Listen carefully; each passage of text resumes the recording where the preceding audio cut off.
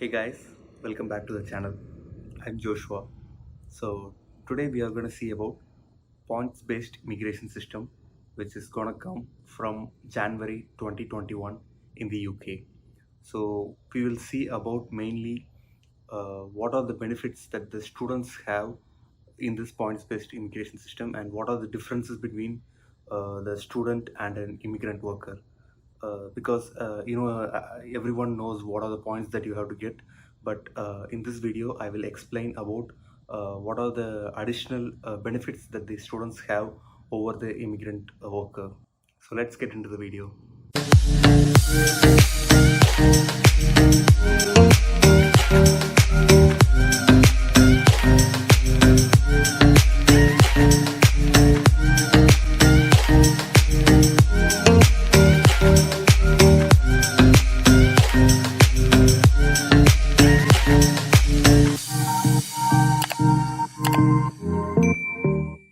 So what is this points-based immigration system?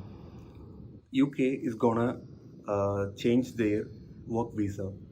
Before they had tier 2 work visa, now they are gonna change this tier 2 work visa into points based immigration system, because from January 2021 they won't be a part of the European Union. So they are gonna bring an universal, a global points based immigration system, which will help people from all over the world to get certain points, and they can come to the UK and work with that, and they can easily move to PR using this points-based immigration system like we have in Canada and Australia. This is mainly for skilled workers, students, and other specialists in some profession. And this is not applicable for British and Irish citizen, because they can work in the UK without any visas. Then any European citizen who are not eligible for the European Union settlement scheme, they should apply for the points-based immigration system. So this will actually increase the number of sponsors who are already in the UK. Like for tier 2 visa, previously the company should have tier 2 sponsorship. So now they should have points-based immigration system sponsorship. So this will actually increase the number of companies which have sponsorship, because even European Union has to come through this points-based immigration system in order to work in the UK. And then this system is applicable from 1st of January 2021. So whoever is applying for tier 2 visa, they just gonna end tier 2 visa by 31st of December, and they will make the application only for points-based immigration system.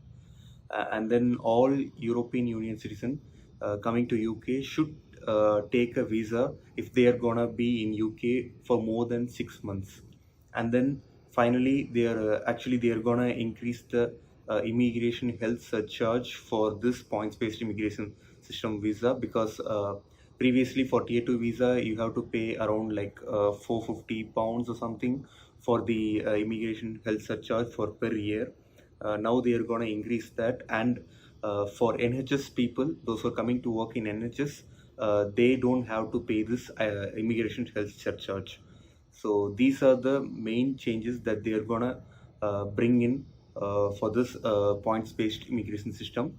So next, we will see into what are the points that you will need to get into this points-based immigration system. So you can see this points table. So this is the main points you have to take, which is this is the mandatory points. So you should need a offer of a job by an approved sponsor, and then you should need a job at an appropriate skill level. So what they mean by appropriate skill level is that you should need a job at the level of RQF 3. So um, so this is RKF level 3. So RKF level 3 is nothing but it's an advanced like a higher secondary education. So if you have an higher secondary education, so if you are an immigrant worker who want to come to UK, you should have only a higher secondary education or a diploma. So if you have that, you can easily migrate to UK. So next is English language level. So they need level B1 intermediate, which is equal to IELTS 5. You have to get 70 points. In that, 50 points will you will get through this mandatory things. So you have to get all these three mandatory things to get the 50 points, and then there is a tradable 20 points. So we will see the tradable 20 points. This comes through salary and other criterias. So, the salary, a minimum salary, you should get a minimum salary of 20,480 pounds. It actually varies. I will tell you detailedly when we discuss about the salary.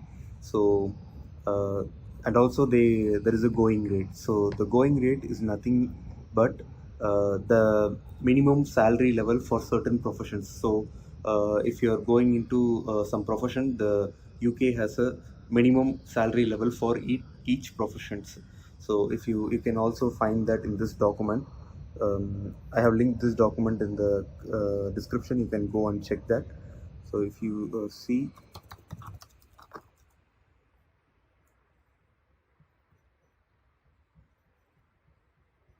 they have actually um, given here.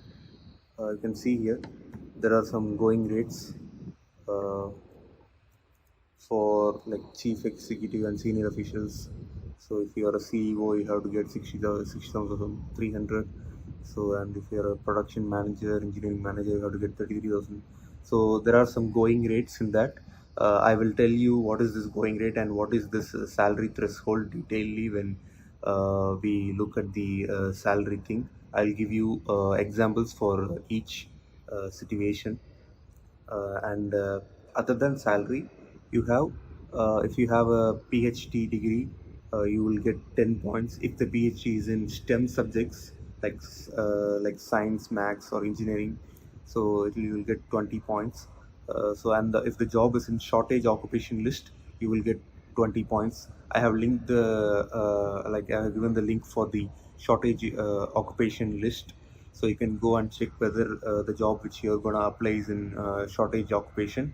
And then if the applicant is a new entrant to the job market, you will get 20 points. So who are this new entrant? So new entrant is someone, if you are a student and you are switching to a points based system, then you are a new entrant. If you are in tier 4 visa, or you are in a graduate or PSW visa, then you are a new entrant, so you will get this 20 points directly.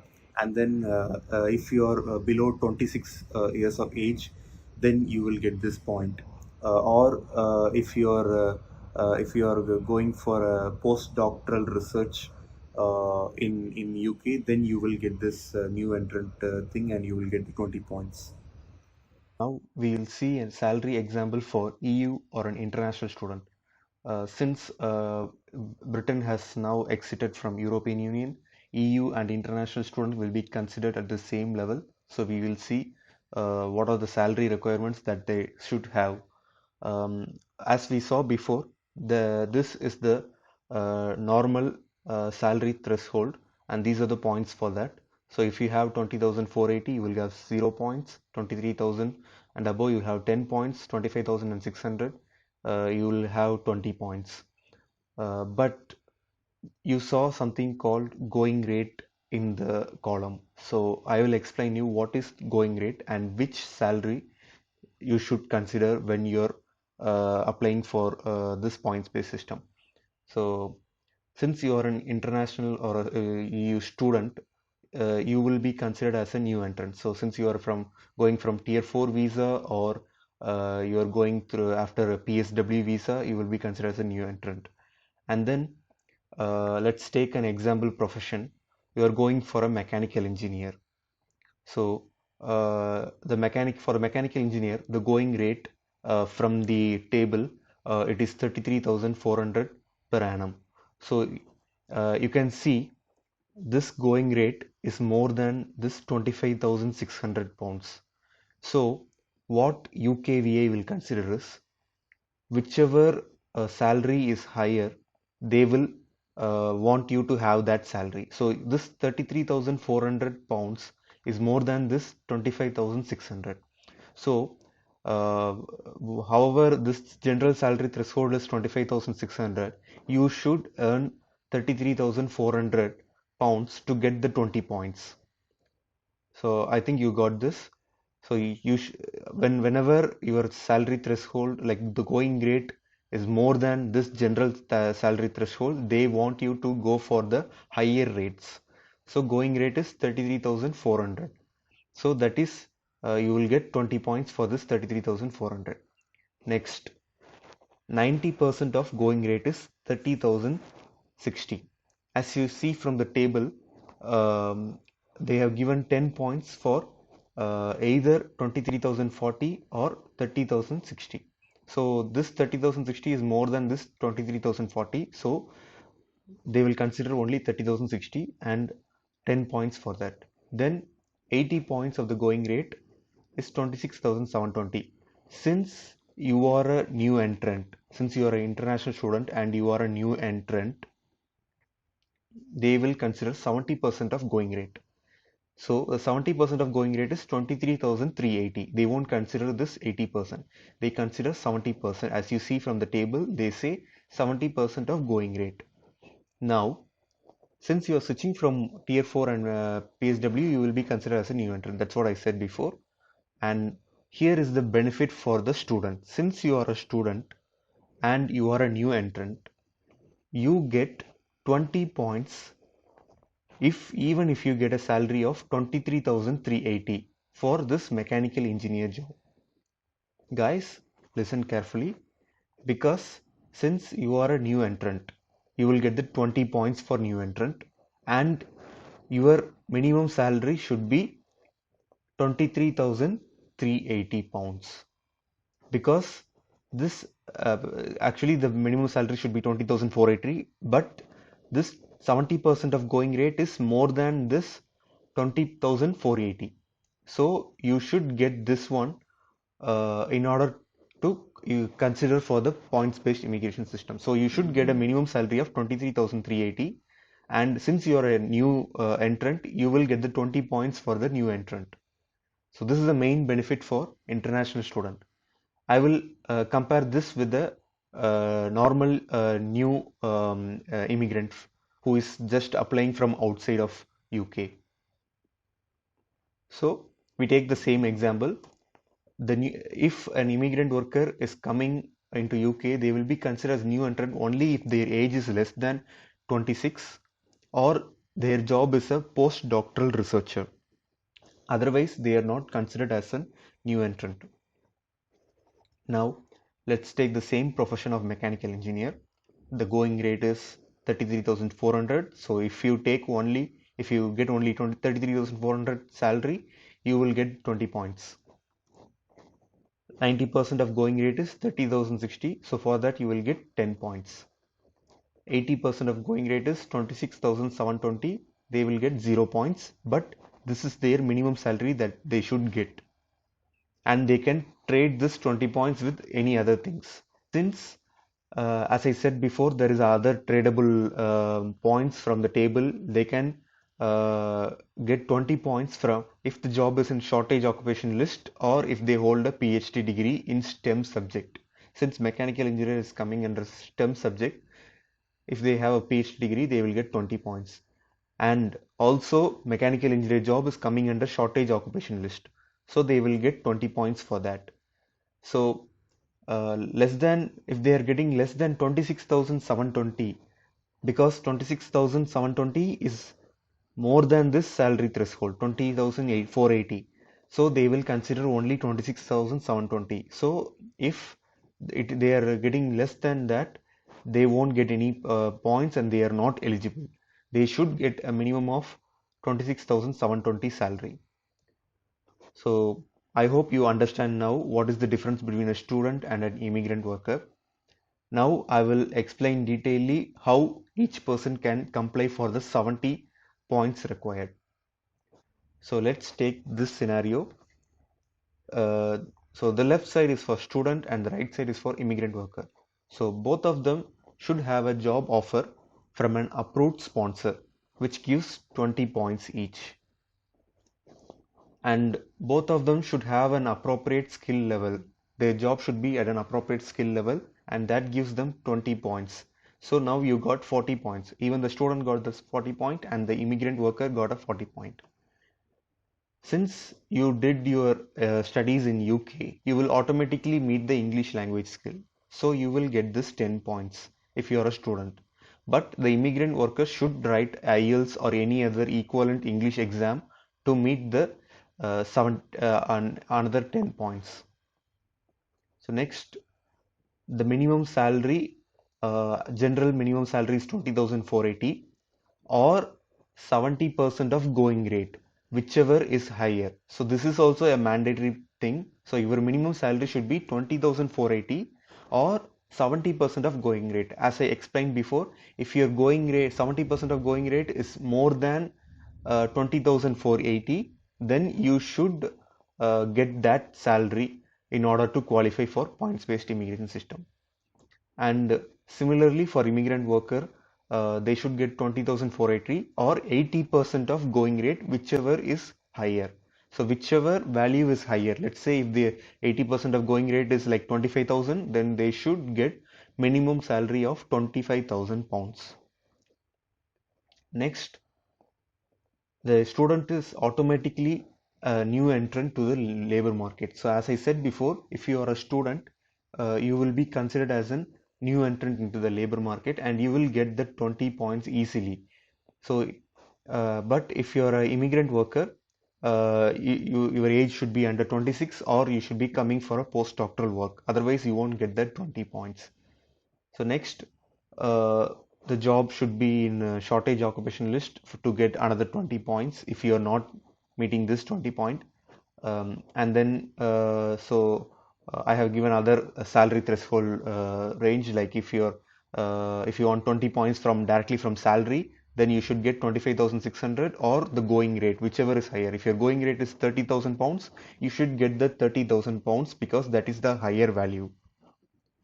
And then similarly, if your salary threshold is 23,040 and or you are getting 90% of going rate, whichever is higher, you will get 10 points. Then you have to meet the other 10 points through BHT or job in shortage occupation list.